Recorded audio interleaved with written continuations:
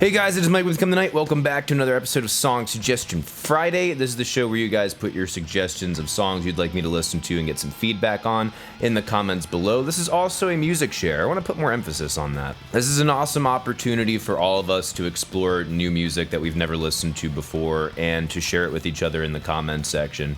And I think I want to start doing more live streams. I know I had talked before about doing another format. I've had a number of things kind of crop up lately that have taken precedence over this, so we will come back to that another time though. If you want to know the rules for Song Suggestion Friday, go ahead and check out the video in the link below. There's also a link to all the songs that have been reviewed already. Let's jump into it. Bend My Dick by Fuckface Unstoppable.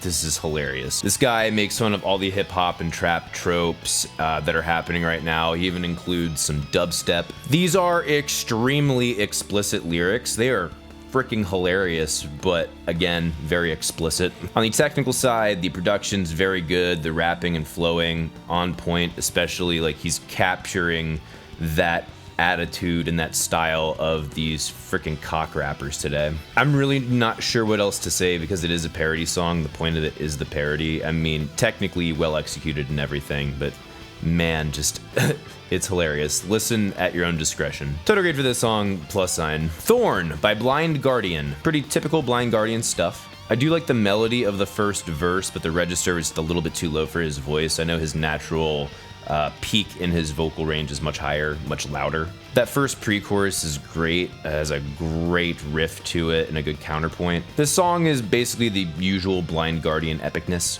In the chorus, the choir feel gives it some nice grandeur, you know, Blind Guardian stuff. And they just maintain the epicness throughout. There aren't parts that really let it down. It doesn't feel like it's overstayed its welcome. They keep it interesting and epic at the same time. It was well done. I think the second pre-chorus is even cooler than the first. It's kind of like a different interpretation of it.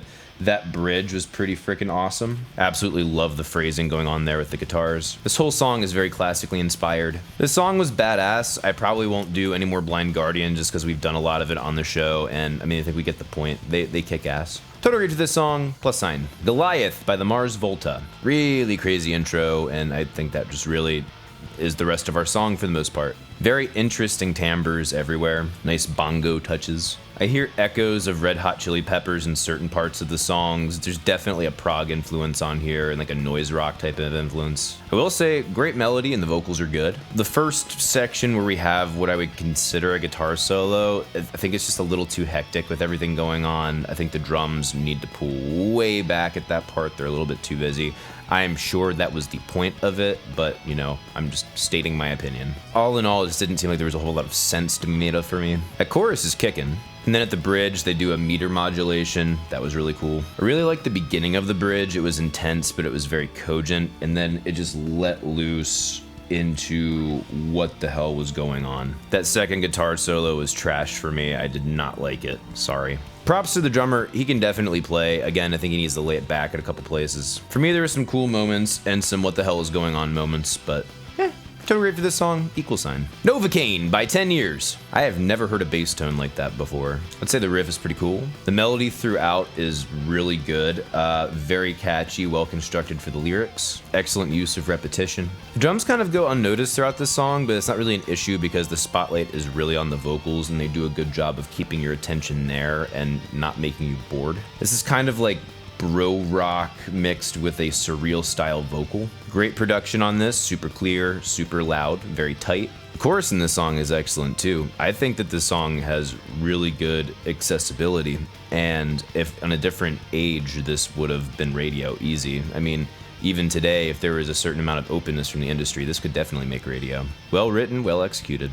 Total grade for this song, +. Cross Off by Morton featuring Chester Bennington. I am not sure the bass tone matches the guitar tone, and I think honestly all around just the mix of the bass and the drums was just off. Bass is like a little bit muddy, a little woofy. I will say the riffs throughout this are pretty cool. The drums sound like they could have been programmed or at least sampled or like beat detective, if you know what that is. I will say Chester's vocals are great. The melody is really good throughout, like well written. In the bridge, he does this like metal rap scream thing. That was really cool. I don't know that I've heard Chester in anything as metal as this before. This song wasn't quite a + for me, but it was really close. Total grade for this song, =. sign. Added Up by Violent Femmes. The intro vocals are just pure annoyance. The mix on this song is absolutely atrocious, especially for 1982. The vocals continue to suck pretty bad throughout the song. It's a basic 60s rock composition, which means it's pretty basic. The chorus vocals sound like he's squeezing himself like a bagpipe.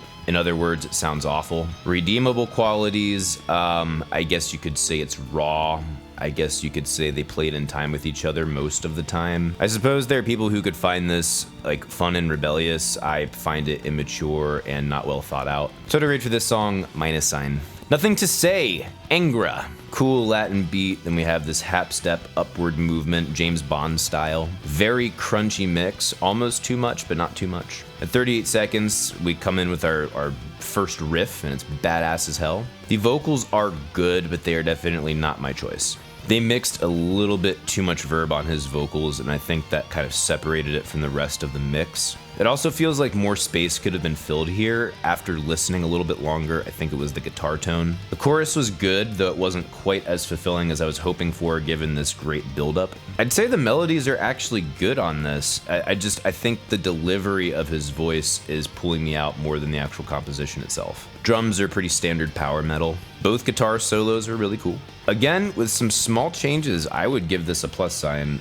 Definitely not bad at all. Total grade for this song, equal sign. How Long by Glenn Hughes. That is some real distorted organ in the very intro there. You also got some pretty big distorted intro vocals there as well. Cool vocal melodies and deliveries. I gotta say, well done. The whole soundscape is very noisy and saturated. I don't know how to feel about it. I feel like it might be too much. I will say the all-around vocal sound is spot on.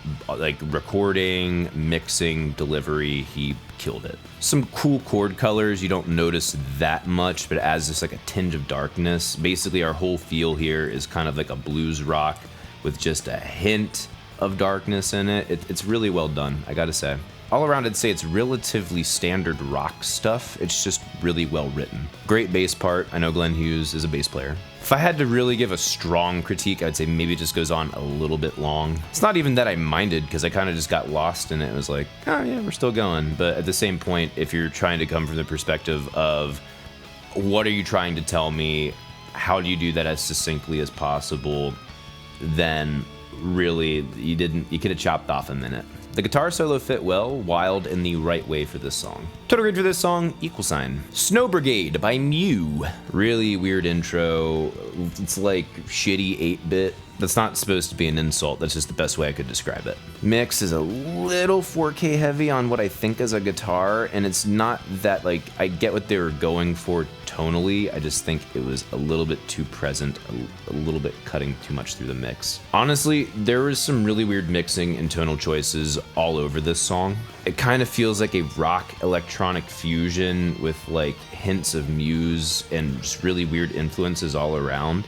And this is not supposed to be a detriment from my perspective. Like, I'm just not sure exactly how to digest it. The vocals fit well, absolutely not the choice I would go for, but they fit well, oddly enough, especially with a soft female vocal with all these extreme things happening. I will say the melody's good. You can definitely tell they put thought into this. I can't say it's really my thing, but I can absolutely hear the passion. Total grade for this song, equal sign. Gusty Garden Galaxy from Super Mario Brothers Galaxy. Super Mario Galaxy was fucking the first Galaxy one. You gotta love Mario music, no matter who you are. They're always amazingly composed. Excellent theme with accidentals in the melody, as per usual with Mario stuff. Our percussive elements are coming from the strings, and the guitar that you can hear lightly strumming kind of gives us a gallop/skipping feel. Orchestration and performances are off the charts. At 106, we get a brief moment of a cool parallel Phrygian modulation. That was nice. The last phrase before we repeat everything is so obnoxiously nostalgic to me, and I don't know why. It feels so familiar, and I bet if I had time to sit down and figure it out, I probably could. Really cool stuff from a Mario game. Who would have thought? Total grade to this song, plus sign. My suggestion to you this week is Tendinitis by Jason Richardson. This came as a suggestion from an SSF live stream, and man, it was insanely good. The intro gives you an awesome build up and builds a great atmosphere, and then it goes into this like technical math metal, math core. I don't know what the fucking, everyone has their own terminology for it. It was extremely technical and badass. And I would also say extremely well written. It's very extreme. It's very high information music. So, you know, if that's not your thing, it's probably not your thing, but I still recommend it. That is it for Song Suggestion Friday. Thank you guys so much for watching. Please leave your suggestions in the comments below. Please, frick, I'm trying to figure out another way to support me other than Patreon. I'm trying to see if I can get my YouTube membership thing, my button. It's not easy to do necessarily, and like I said, they only do it for certain channels, even though I meet all of the frickin' specifications for it.